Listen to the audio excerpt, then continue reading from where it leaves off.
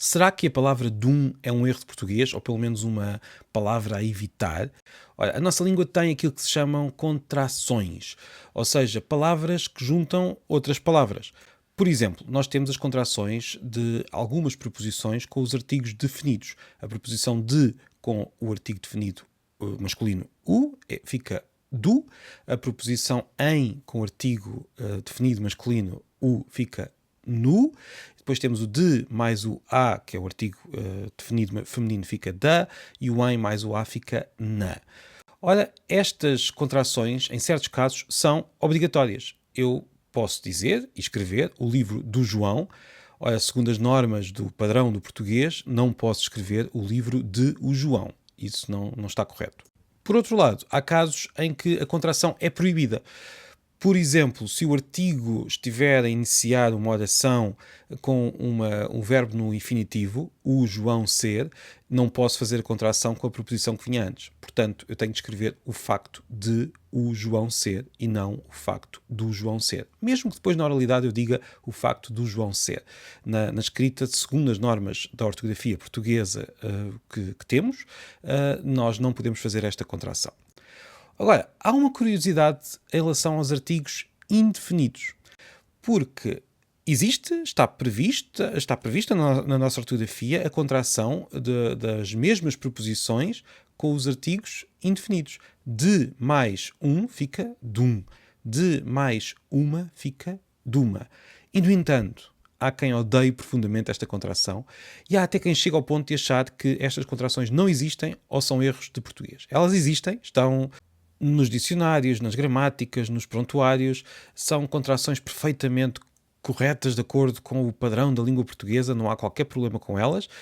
Há apenas aqui esta moda que se criou há umas décadas, não é assim tão recente, de não gostar da contração. E às vezes este não gostar confunde-se com achar que é um erro de português. Podemos encontrar esta contração em romances de todas as épocas, em livros de todas as épocas. É uma contração que está mais do que enraizada na língua portuguesa e faz parte das regras do padrão do português. Foi usada, por exemplo, no título de um romance de Camilo Castelo Branco, A Queda de um Anjo. Poderia ter acontecido que as regras mudassem. Aliás, na altura era muito habitual usar-se um apóstrofe para fazer a contração. Hoje isso já não acontece. As regras poderiam ter mudado, mas não mudaram neste ponto. A ortografia da língua portuguesa permite fazer a contração. Ela apenas começou a ser vista como muito informal por muitas pessoas, como eu tinha dito, chegando ao ponto, também como eu já disse, de haver pessoas que consideram que é um erro. Esta ideia de que esta proposição é para evitar tornou-se tão forte que há editoras que, por exemplo, quando publicam um romance de Camilo Castelo Branco, já põem a proposição separada do artigo, só para não irritar alguns leitores. E é possível também encontrar muitos professores que recomendam que não se faça a contração, isto tudo porque esta irritação começou a crescer. E a verdade é que a contração do artigo indefinido, ao contrário da contração do artigo definido, não é obrigatória. Ou seja, se a pessoa não quiser fazer esta contração, não é obrigada. Nós podemos escrever o livro de um amigo ou o livro de um amigo. Não há aqui nenhuma incorreção nem numa frase nem noutra. Portanto, se a pessoa de facto não gosta desta contração, pode evitá-la sempre. E, aliás, uma das recomendações seria tentar ser coerente no uso ou não uso da contração. E, no entanto, até há escritores que usam ou não de acordo com um certo ritmo que querem pôr na frase. É uma possibilidade que a nossa ortografia e que as regras do português nos dão, ao contrário da contração do artigo definido, em que às vezes é obrigatória.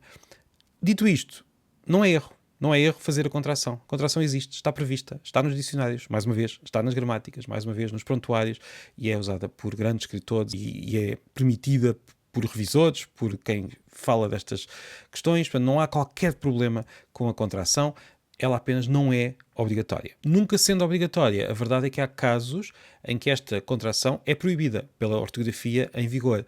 Por exemplo, eu não posso escrever o facto de uma pessoa ser, mas tenho de escrever o facto de uma pessoa ser.